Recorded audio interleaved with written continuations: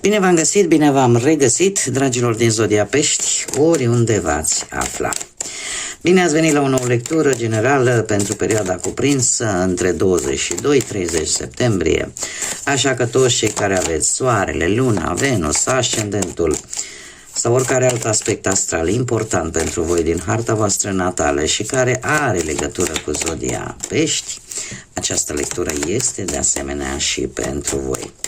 Ca de fiecare dată nu uitați, voi vă construiți viitorul. Așa că vă rog să luați decât acele mesaje care vor rezona cu voi, iar restul lăsați-le să zboare în univers, pentru că sigur sunt pentru alte energii care într-o mai mică sau mai mare măsură au legătură cu Zodia Pești. Și haideți să vedem, dragilor, ce ne spune Lenormandul. Lenormandul vine cu cu mici probleme în ceea ce privește o anumită stabilitate. Nu știu dacă voi ați vrut să vă instalați, să căutați o casă, un loc fix de muncă, o casă fixă unde să locuiți. Aici apar niște mici probleme sau e posibil aceste mici probleme într-un fel sau altul să vă amâne această stabilitate, să creeze mici obstacole, mici dificultăți, anumite temeri, anumite îndoieli.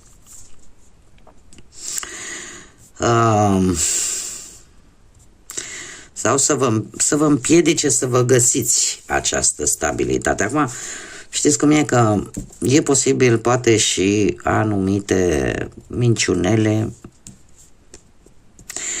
anumite bârfe, vorbe aruncate, dar în general vin niște lucruri mici, dar multe de rezolvat. Nu știu de ce, dar tind să cred că e vorba de bănuți, dar care cumva vă amână această stabilitate. Haideți să vedem ce ne spune și tarotul.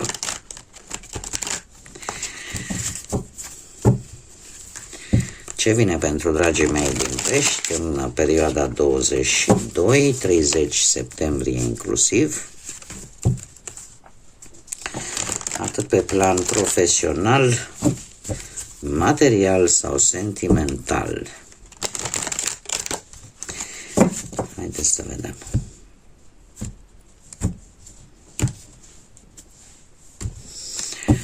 Bun. Dragii mei, pe plan profesional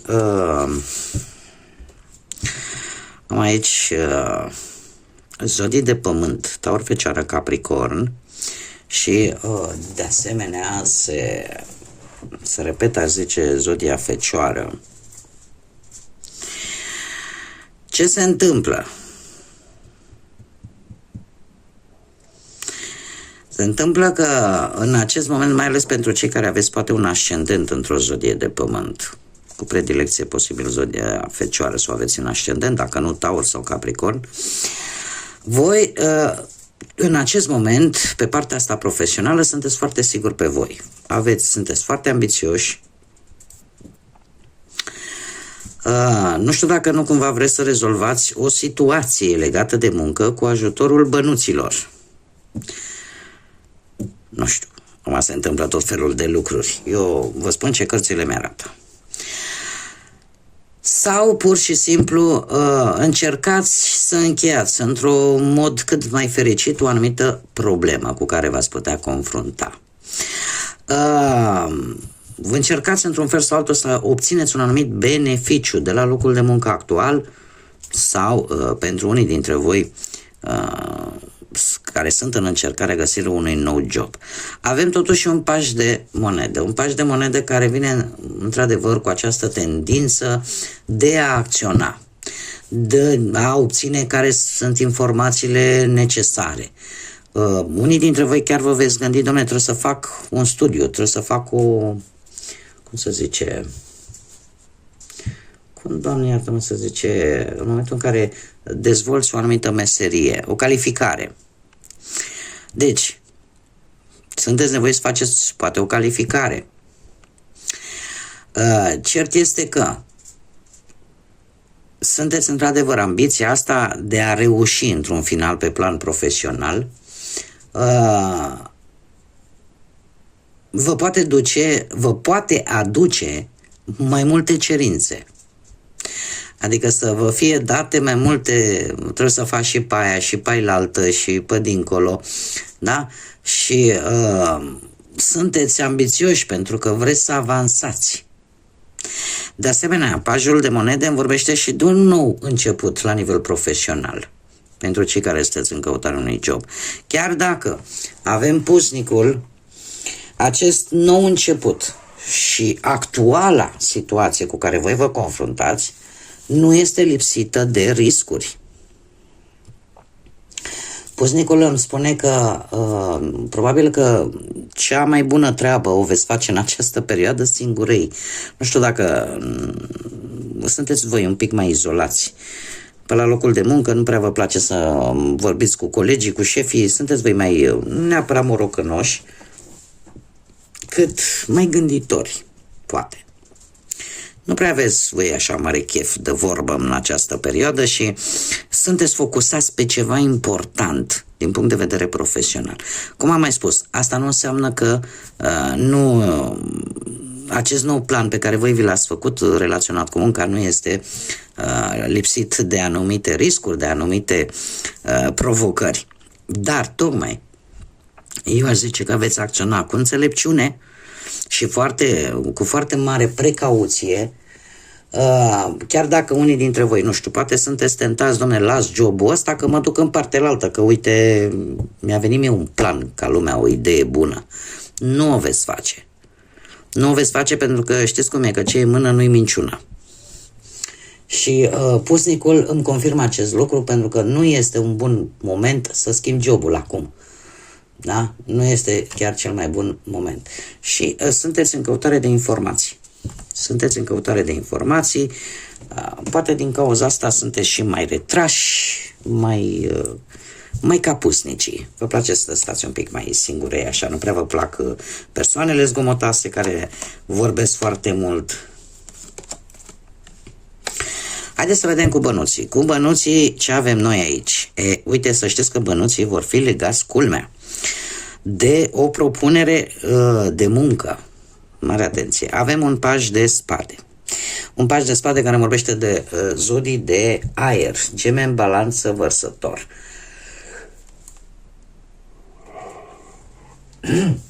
Asta ce îmi zice? Că ambele cărți îmi vorbesc de noi începuturi. Dat fiind că acest paj de spade de obicei ne vorbește de nerăbdare. De nerăbdarea poate de a rezolva poate o anumită problemă financiară. Așa cum bine am văzut aici. Pentru că ceva vă va împiedica din punct de vedere, aș spune mai mult, material. Această nerăbdare, într-un fel sau altul, va trebui să o echilibrați. De ce? Pentru că, sau să nu faceți cheltuieli necesare. De ce? Pentru că o șansă legată de muncă vă poate aduce niște bani. Și o înțelegere, un contract, o semnătură, cum să spun eu, o finanță cât de cât echilibrată. E ca și cum nu-ți rezolvă toată problema, dar cel puțin îți dă atât cât ai nevoie. Da? Este, în general, Doiul de Cupe este o carte pozitivă, este o carte care îmi vorbește de o legătură, o înțelegere aproape perfectă. Da? Că nimic nu e perfect în lumea asta. Cel puțin nu pentru noi muritorii, numai Dumnezeu e perfect. Deci, dragilor, există cu acest as de bâte șansa de creștere. Acum, poate să fie vorba de, cum am mai spus, de o ofertă destul de bună la nivel profesional care să vină cu un salariu bun și atunci, odată prin concretizarea unui contract, unei înțelegeri, da? Să-ți dai seama, da, într-adevăr, pot și eu să ies la liman, cum s-ar spune, dar asul de băte mai îmi poate vorbi și de, nu știu, o sumă de bani, o încasare de bani. Că acum nu or fi bani, or fi bunuri de valoare care se pot transforma în bani, e în favoarea ta, indiferent cum. Așa că, încă un lucru important cu care vine acest paș de spade. Încercați să nu mai dați, să nu mai spuneți la toată lumea care-i planul vostru, ce vreți să faceți, cum vreți să faceți. Adică să nu mai dați totul din casă, să fiți un pic mai precauți, pentru că nu toată lumea, știți cum e o vorbă pe care mulți filozofi și înțelepți o spun. Atunci când ai și te lauzi, apare invidia. Iar atunci când nu ai și te vaiți, de asemenea nu-i bine.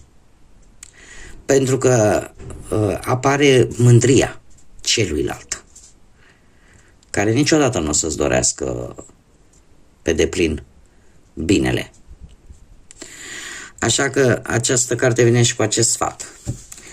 Nu spuneți secrete, nu spuneți planurile care le aveți, încercați să le țineți. Știți cum e? E vorba românească, dom'le, până nu te vezi cu saci în căruță, ține totul pentru tine.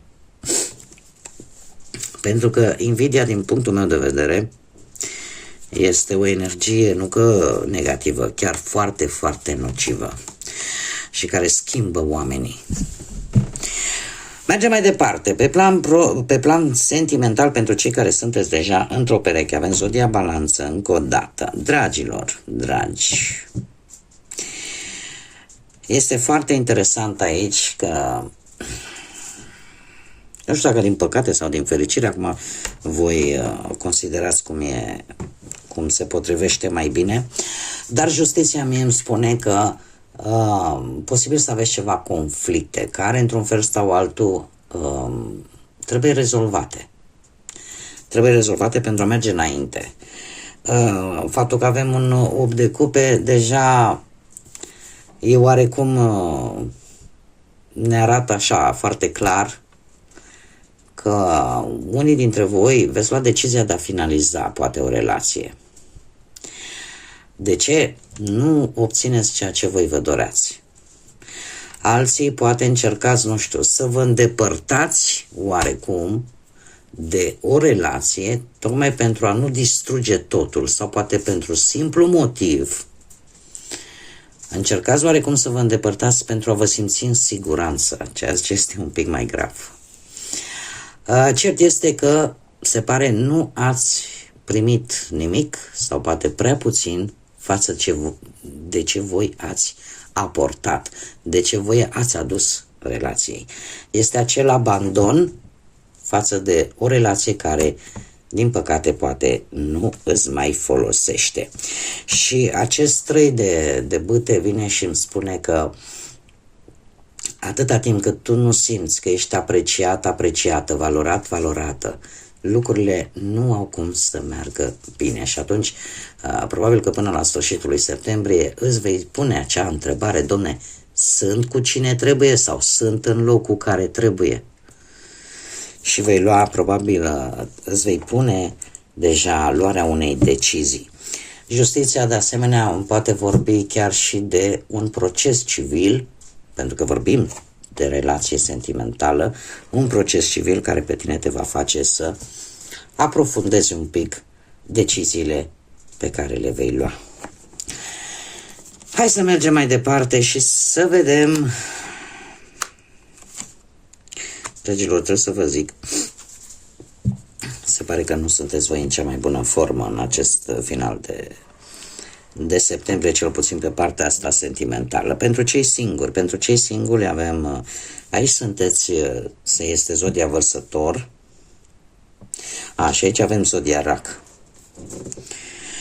Deci, astea sunt două zodii care vă pot spune ceva, ori aveți un ascendent, lună, Venus în aceste zodii, Vărsător sau Rac, dar, dragilor, dragi, Voi sunteți într-o perioadă destul de nefericită, aș spune. Aveți foarte multe așteptări, vă faceți foarte multe speranțe, doar că speranțe, nu știu, poate vis-a-vis de ori de o posibilă relație, ori pur și simplu, din câte văd eu aici, ceva, eu așa cred, sunteți destul de optimiști, ca să zic așa, cel puțin în acest moment, dar ceva vă va strica acest optimism. De ce? Pentru că sunt lucruri care trebuie să iasă la iveală.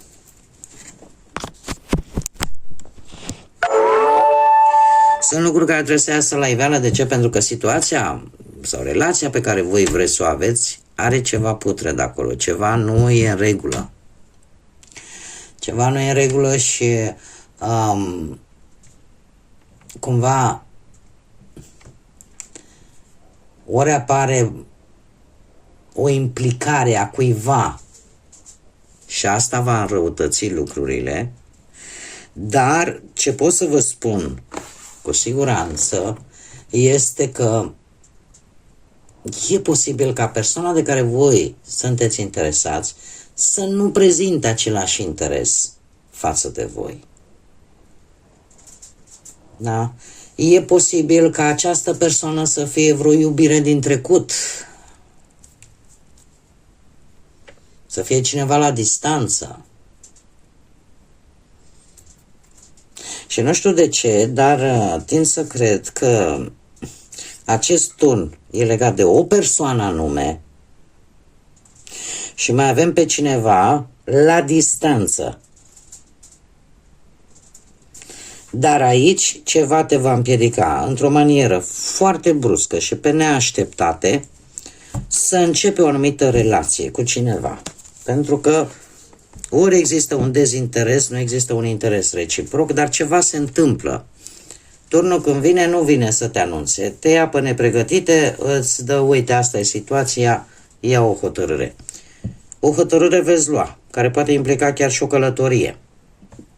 Nu e obligatoriu. Dar se pare că ceea ce vi se va întâmpla în această perioadă în voi va declanșa, cum să spun eu,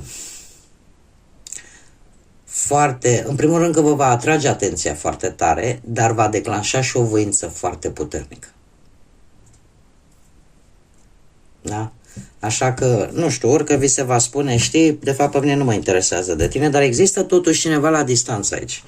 Cineva la distanță care totuși parcă vă duce grijă așa. Se gândește la voi.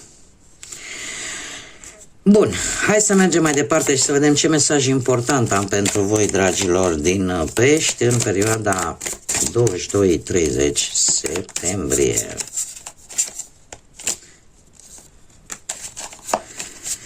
Și avem dorința. Dorința și numărul 35 sau numărul 8. Ei, ce să vezi?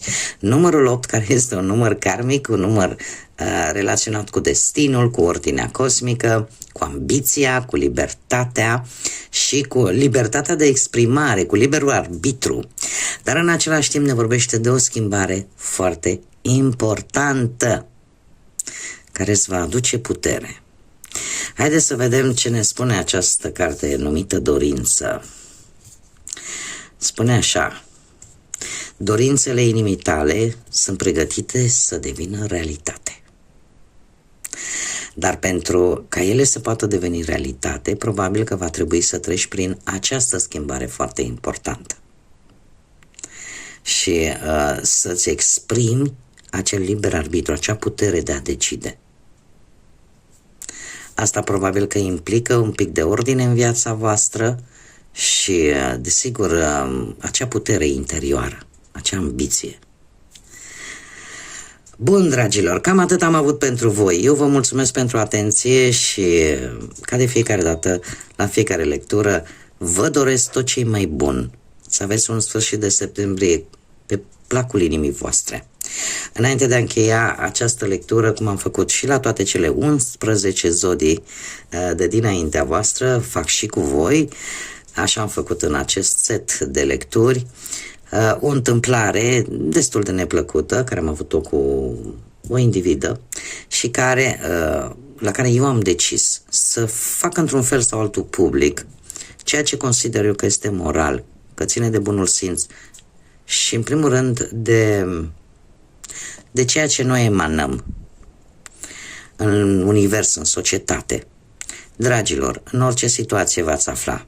Este o sugestie, dacă vreți să o luați în calcul de bine, dacă nu, nu. În orice situație în care nu puteți ajuta, nu puteți face un bine, cel puțin nu faceți rău. Nu faceți rău gratuit. De ce? Pentru că așa funcționează karma. Karma ne vorbește de fapt nu neapărat că dacă eu îi fac rău lui cutărică, mamă, să vezi ce pățesc eu pentru că i-am făcut răul lui cutărică. Nu, karma funcționează din limba sanscrită și prin traducere, prin definiție, spune în felul următor. Energia pe care noi o emanăm în univers se va întoarce după un anumit timp de 2-3 ori mai puternică. Așa că, dragilor, interesul meu, tocmai de aceea vă spun, energie pozitivă. Emanați această energie pozitivă. Ca din punct de vedere karmic, ceea ce ajunge la voi să ajungă de 2-3 ori mai mult aceeași energie pozitivă pe care voi ați manifestat-o la un moment dat. Așa că până data viitoare, când ne vom revedea sănătoși și bine, sper, eu vă doresc tot binele din lume. Să aveți multă energie pozitivă și, desigur, să aveți parte de iubire, să fiți iubiți.